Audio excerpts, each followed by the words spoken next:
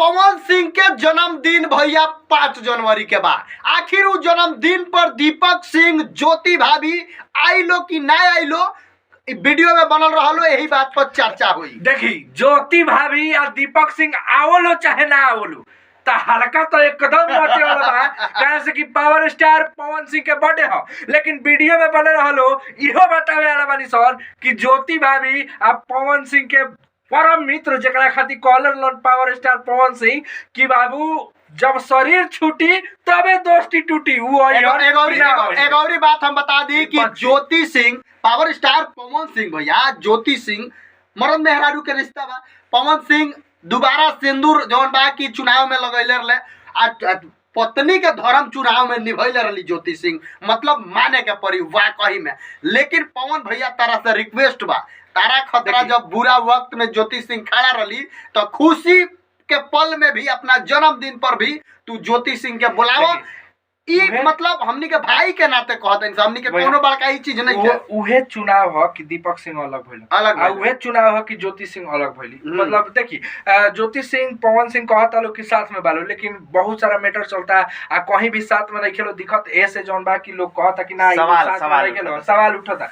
लेकिन अगर 5 जनवरी के ज्योति सिंह के पवन सिंह बुलावत रहन तो इस सवाल बंद हो जाए। अच्छा रहुआ बताइए, जितना लोग एक शब्द में यूपी बिहार के सारा लोग के जवाब जोन बा के पवन सिंह दे दिए, ठीक बा, अगर उनका के बुला लेता रहे बर्थडे में तो का एकदम यूपी बिहार में छवियो एगो अलग बन जाई आ काराकाट में तो बनिए जाए। जैसे कि मान ली कि काराकाट में इनका चुनाव लड़े ठीक बा, तो ओजा जई हन तभी पक्षी के का मिले अपना मेहरारू के छोड़ के अपना मेहरारू के कंधा पे चला के अपना मेहरारू के हई करके आइल बड़ा एजा चुनाव लड़े। तो अगर दोनों जना साथ रहिलो, दोनों जना ई रहिलो तो कहीं ना कहीं वही खातिर जोन बा रवा वीडियो एडिट करी। तो भाई पावर स्टार पवन सिंह के चाहे वाला जे भी बा, एक और बात हम बता दी कि पावर स्टार पवन सिंह आ दीपक भैया दोनों जना जिगरी यार होलो। ए बार के मैनेजमेंट देखते ही बड़ो भाई, गाना आ जावत, पोस्टर आ जावता, टीजर काला होता आ गाना होता 1 महीना के बाद, जवना के लेके कितना लोग नाराज भी रहला, कितना लोग के अच्छा ना लागला है। आ जवना के लेके उ गाना जवन गाना 50 मिलियन 60 मिलियन जाए के चाहिए, उ गाना 2 मिलियन पटक। लेकिन कहे के मतलब बा कि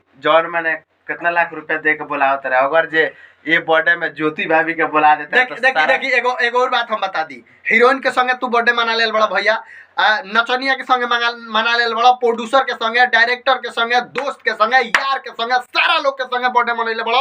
लेकिन हमनी सन के विनती माना, हमनी सन के रिक्वेस्ट माना एगो छोट भाई के, काहे कि हमेशा तारा खतरा आदमी चिल्लाला बिना भूखा प्यासा।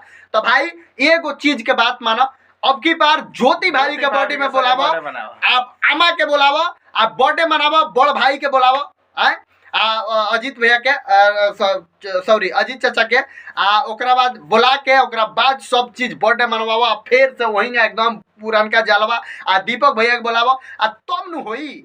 अपन लोग बर्थडे में अपन लोग जब देखो नया साल होता, सारा शिकवा शिकायत भुलाइए और नए साल में नए शुरुआत के साथ अपना दिन शुरू कीजिए। पावर स्टार पवन भैया का देखो सारा विरोधी के बोली। एक और बात बता दी कि बहुत सारा काम होला नु कि कुछ कुछ करके लोग के जवाब दिया जाला। तो भाई अगर तू ई काम कर सकता रह तो पूरा लोग के यूपी बिहार के जे भी बात सारा लोग के जवाब दिया जाए।